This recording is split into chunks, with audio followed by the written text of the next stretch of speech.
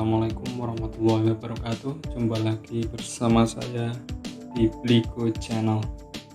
Oke, untuk di video kali ini agak sedikit berbeda dari video-video sebelumnya. Kita akan membahas tentang rumus fungsi dari Microsoft Excel yang sering muncul atau sering ditanyakan saat tes admin perkantoran. Di sini ada beberapa kriteria untuk lolos tes admin perkantoran. Membuat kolom, lower, upper, upper, pemberian nomor, sum, variable, dan lain-lain. Tapi sebelumnya jangan lupa like, comment, dan subscribe terlebih dahulu agar kita lebih semangat buat kontennya. Yang pertama yaitu yang sangat simpel dan sangat mudah, yaitu membuat kolom. Kita tinggal blok selnya seperti ini, lalu klik kanan, format cell, border, klik seperti ini, dan sudah jadi kolomnya. Kita tinggal merapikan sesuai dengan teks atau isinya kolom tersebut. Seperti ini, tinggal geser-geser seperti ini kan kita bisa merapikannya. Langsung selanjutnya yaitu rumus lower. Lower digunakan untuk merubah huruf besar menjadi huruf kecil semua. Langsung saja kita praktekkan sama dengan lower. Kita ketikkan lower seperti ini, kurung tutup besar. Nah, hurufnya menjadi huruf kecil semua ya. Untuk selanjutnya yaitu upper. Upper gunakan untuk merubah huruf kecil menjadi huruf besar semua. Langsung saja dengan upper. Ini kurung tutup, enter. Nah, seperti ini jadi hurufnya berubah menjadi huruf besar semua ya. Untuk yang keempat yaitu proper. Proper digunakan untuk merubah semua awal kata menjadi huruf besar. Misalnya seperti ini, proper.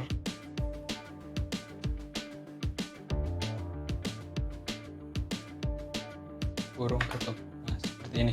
Jadi setiap awal kata itu berubah menjadi huruf besar, namun kata di belakangnya itu huruf kecil semua. Seperti ini. Semua awalan kata berubah menjadi huruf besar ya.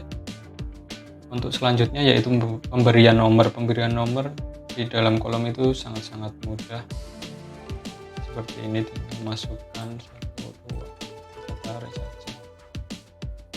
Ini. Tapi terkadang di beberapa tes admin perkantoran, nomor yang diminta yaitu menggunakan angka 0 di depannya. Jadi angka yang diminta yaitu misal seperti ini, 01, ada angka 0 di depannya. Tapi ketika kita enter, 0-nya itu akan hilang. Jadi caranya itu seperti ini. Kita masukkan tanda petik, lalu langsung kita masukkan angkanya, dan 0-nya tidak akan hilang. Nah, seperti ini.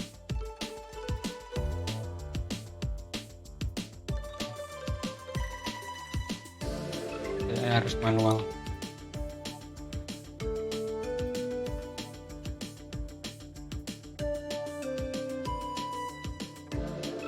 Nah, jadi seperti ini angka 0 di depannya. Oke, langsung saja untuk yang berikutnya yaitu rumus sum.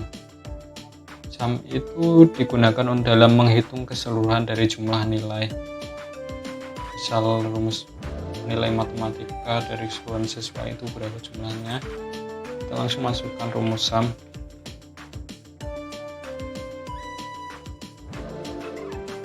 Langsung saja kita blok seperti ini,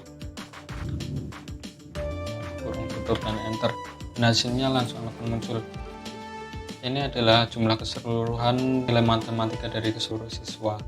Untuk nilai yang lainnya kita bisa tarik saja secara otomatis. Yang berikutnya yaitu average. Average digunakan untuk mencari rata-rata dari nilai siswa. Misal nilai matematika 65, bahasa Indonesia 85, bahasa Inggrisnya 70, maka kita cari nilai rata-ratanya menggunakan rumus average. Langsung kita blok nilainya seperti ini, tutup enter. Nah, maka akan muncul nilai rata-ratanya seperti ini. Untuk nilai yang lainnya langsung kita blok. Sangat mudah bukan? Yang berikutnya yaitu konta. Konta itu digunakan untuk menghitung jumlah sel yang berisi data informasi. Misalkan dari seluruh data ini ada 10 siswa ya, tapi ada beberapa nilai yang kosong atau belum dikerjakan, maka kita akan hitung ada berapa nilai yang sudah dikerjakan. Kita bisa menggunakan rumus konta. Kita blok seperti ini, tutup enter. Jadi dari data ini ada 7 orang siswa yang sudah mengerjakan nilai matematika. Untuk nilai-nilai yang lainnya langsung saja seperti ini dan akan muncul. Berikutnya yaitu kontif. Kontif adalah salah satu fungsi untuk menghitung jumlah sel yang memenuhi kriteria. Misalkan kita hanya ingin mencari jumlah laki-laki atau jumlah perempuannya. Misalkan laki-laki, misalkan kita akan mencari jumlah laki-laki, kita gunakan rumus kontif dengan kontif. Kita blok datanya, terus koma, titik 2, kita cari laki-laki dengan kode L, maka kita masukkan L, titik 2, kurung tutup, enter. Nah, terkadang di sini untuk beberapa komputer agak berbeda. Ada yang menggunakan tanda pemisah koma ataupun dengan titik koma. Kita tinggal mengikuti panduan di bawah ini. Karena panduan di bawah ini menggunakan koma, maka saya menggunakan koma. Jadi jumlah laki-laki ada 5 orang dan jumlah perempuannya ada 5 orang. Selanjutnya yaitu rumus if. Misal dari data tabel nilai ini kita akan menentukan lulus atau tidaknya siswa. Dengan kriteria lulus minimal nilai rata-rata adalah 75. Langsung saja kita masukkan rumusnya sama dengan if. Masukkan nilai rata-ratanya lebih kecil dari 75.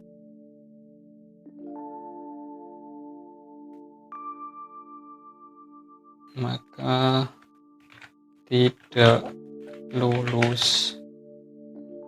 2,2 selain itu lulus. 2 kurung tutup enter. Nah, jadi siswa ini tidak lulus karena di bawah nilai rata-rata yaitu 75. Langsung kita tarik saja seperti ini. Jadi dari data ini ada 3 siswa yang tidak lulus karena nilainya berada di bawah nilai rata-rata. Untuk yang selanjutnya yaitu VLOOKUP. VLOOKUP berfungsi untuk mengambil suatu nilai dari tabel lain berdasarkan kata kunci tertentu. Misalkan di sini kita akan mencari nama dengan kata kunci, misalkan di sini 02. Kita akan cari namanya di sini secara otomatis kita menggunakan rumus VLOOKUP. Kita klik kata kuncinya 02 ini, terus koma, kita blok seluruh datanya seperti ini, terus karena nama berada di kolom kedua maka kita ketikkan 2 lalu ketikkan 0 seperti itu, lalu enter. Nah seperti ini. Untuk data yang lainnya ketika kita tarik seperti ini maka datanya akan error, tapi ada caranya, yaitu kita kunci dahulu rumusnya di sini menggunakan F4. Kita tinggal ketikkan F4 ketika sudah diblok seperti ini, maka akan muncul tanda dolar seperti ini, maka rumus sudah terkunci. Di sini kita juga kunci, ketikkan F4. Nah, sudah muncul tanda dolarnya. Tinggal kita enter. Yang lainnya tinggal kita copy paste saja. Nah, di sini agar berubah menjadi data yang jenis kelamin, maka kita ganti di sini karena jenis kelamin berada di kolom nomor 3, maka di sini kita ganti angka 3 seperti ini, maka akan berubah. Untuk yang matematika berada di kolom 4, berarti kita ganti 4 seterusnya.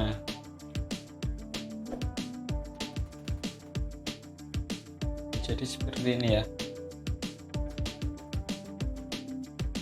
Ketika kita ganti kata kuncinya di sini, maka data di sini pun akan berubah secara otomatis mengikuti data tabel di sini.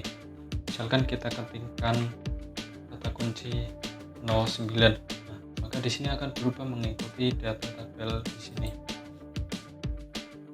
Kita coba lagi ganti dengan 05. Nah, di sini maka datanya akan mengikuti data tabel yang di sini. Untuk selanjutnya yaitu filter. Filter digunakan untuk menampilkan baris data tertentu sesuai filter yang kita terapkan dan menyembunyikan sisa baris data lainnya. Caranya kita blok terlebih dahulu datanya seperti ini, kita ke menu data dan klik filter, maka akan muncul tanda segitiga kecil terbalik seperti ini. Langsung saja kita coba untuk memunculkan data yang laki-lakinya saja. Misalkan di sini kita klik saja di sini, kita hapus centang yang perempuan, kita klik OK.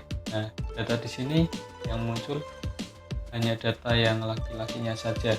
Jadi ini sangat memudahkan kita dalam proses pencetakan jika kita hanya membutuhkan data yang laki-lakinya saja ataupun sebaliknya. Untuk mengembalikannya tinggal kita centang lagi seperti ini. Nah, datanya akan kembali lagi. Yang selanjutnya yaitu sort. Sort digunakan untuk mengurutkan data, misalkan sesuai abjad A sampai Z atau nilai terbesar ke terendah dan sebaliknya.